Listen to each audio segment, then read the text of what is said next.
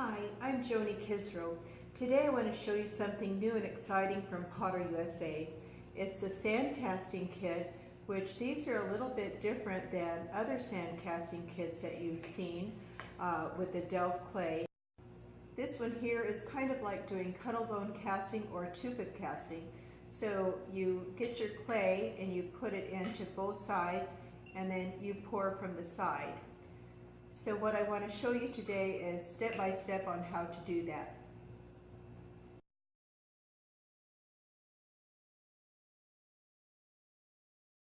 I'll be working with a size 7 ring. It's the wavy ring. Comes with a sprue right on it.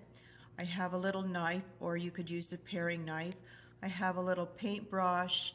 I have different nails. I have a chopper, and then I also have talcum powder. You could use baby powder. And so let's get started. So you want to put the clay in this side first, because if you put it in this side here, it's really hard to close because you can't get that down into the clay. So you want to put your clay in here. This is a Delft clay, and what you need to do is you need to chop it up very finely. So I have this food chopper, and I'm going to use that today, but you could also use a ruler and just chop it up like that. You want to get it nice and fine. The first thing you want to do is move this clay out of the way. And now you're going to put your flask in there. See this little ring around there? You want to sit that on top. And I do it a little differently than most people. So the first thing I want to do is fill up this flask, kind of overfill it. Now I'm going to take my hammer and I'm going to hammer around the edge and then go towards the center and then move it out all the way around. I'm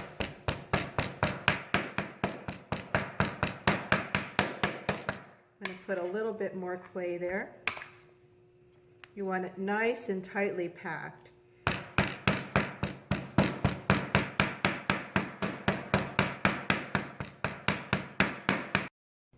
I'm going to take my ruler, scrape off the excess going the opposite way from this opening here, so that'll stay intact.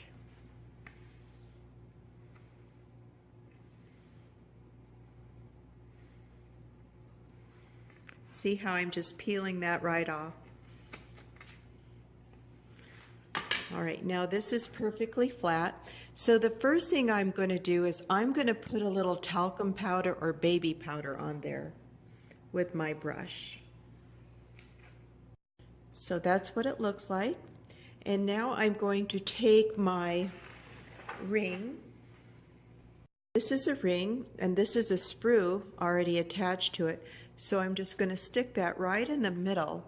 And again, I do it a little differently than most people, but I made this little tool here. I just cut a piece of wood off, but I'm going to take that and I'm going to press it straight down.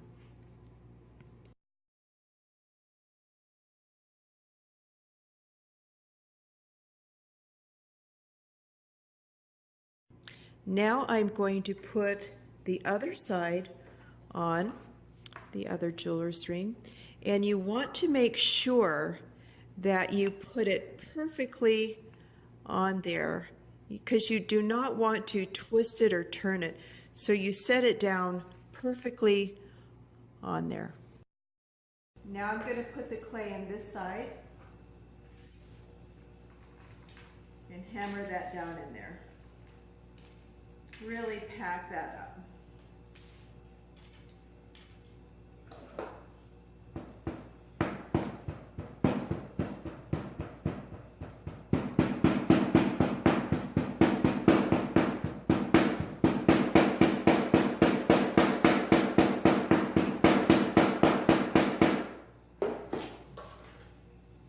And here is my little square opening, so I want to go away from that.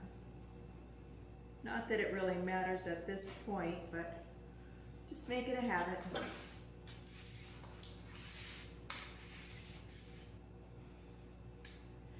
Now this is my screw hole. I'm going to get a little knife and just cut out my funnel.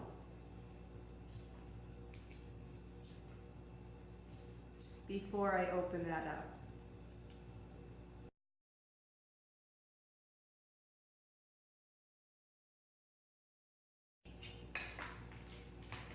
Now I'm going to take this ring and pull it straight up and out, very carefully, and just make a little bit nicer hole there.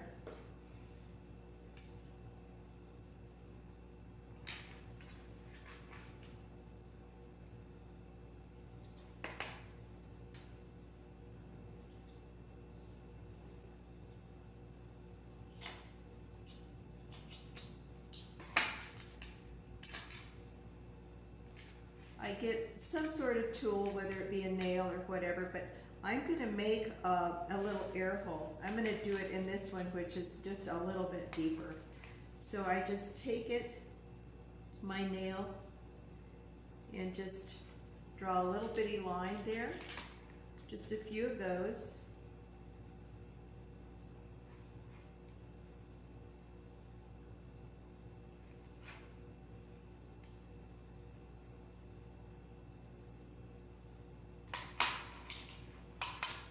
And I clean that up.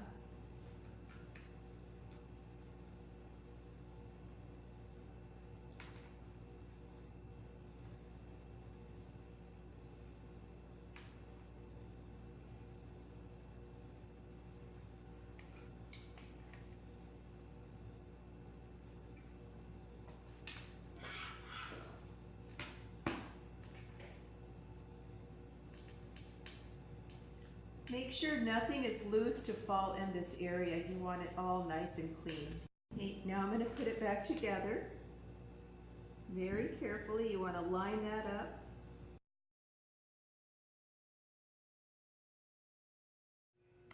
Now I'm ready to put the end caps on. This also comes in the kit. And then the clamp, just push that right on there. And then I just tighten it up, get it nice and firm, and then this is what's going to go onto your fire brick. So I'm going to take you over to the torch. This is a benzomatic torch, and it comes with a hose, and you can use some MAP gas on there, which is more affordable for people than the acetylene torch if you don't have a torch yet. This is my crucible, which I've already prepped. I've already seasoned that. And I put a little bit of scrap sterling silver. And I always mix my scrap sterling silver with casting grains. It just makes it flow a little better for me. You can weigh your piece out, the ring, and then you just add a little bit more weight on the silver so you can have your sprue. A little bit more is better than not enough. And then throughout this, I'm going to sprinkle on a little bit of borax. So I'm going to go ahead and get started.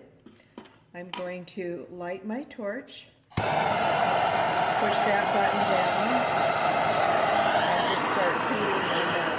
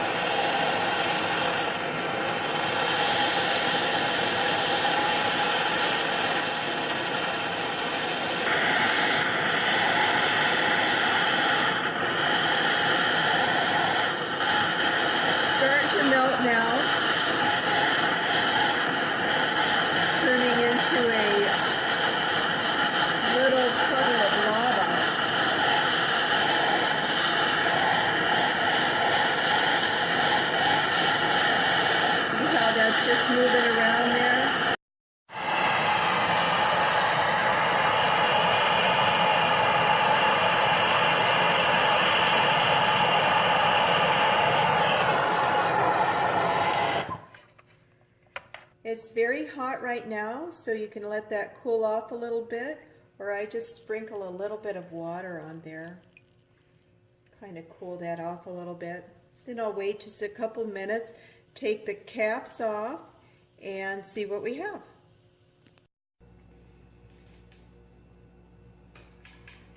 Take the end caps off, and this is not very hot at all. I cooled it off quite a bit. Now for the unveiling, just pull that straight apart.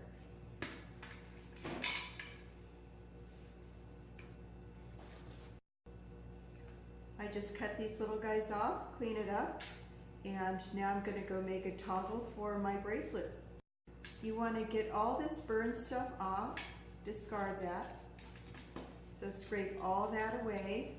And I also scrape off the baby powder because you don't want that mixed in with your other clay. After I discard all this, I put the rest of the clay back. It's all still good except the burned part. And then, like I said, just get rid of that powder, whether you use talcum powder or baby powder.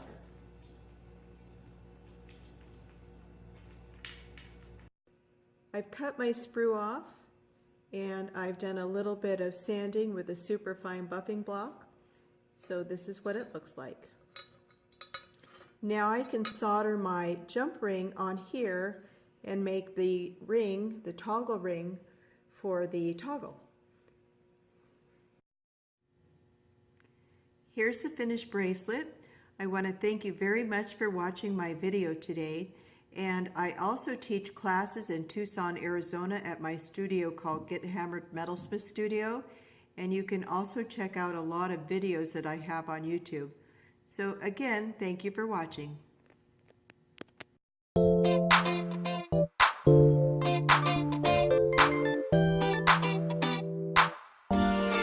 Yeah.